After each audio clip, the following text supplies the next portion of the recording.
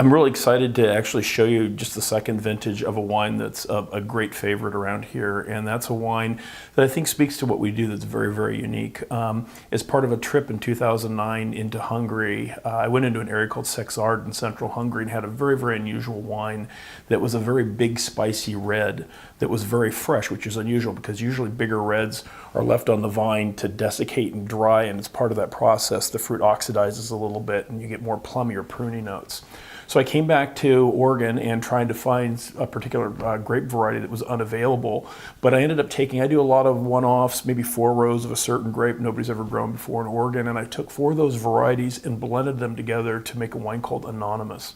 And Anonymous is a very famous person in Hungarian history that nobody knows the person's name, but they wrote the history of the ancient Hun tribes in the 11th century that were united to form modern-day Hungary, and there's a statue in Buda at the presidential palace of a cloaked scribe writing, and it has the name Anonymous that was given to him, and that's of course where the English word anonymous comes from. But anyway, it's a very big, spicy, dark red, very perfumed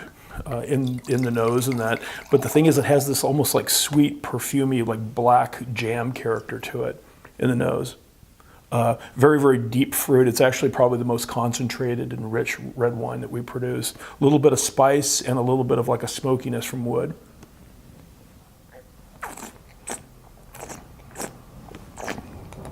Very deep, very rich black fruit with growing in the back a very kind of dark richness, but a little bit of like a cocoa powdered kind of tannin that's sweet but kind of dries a little bit. But super beautiful, a wine to drink by itself as well as to have with something kind of big, dark, and rich, maybe a steak.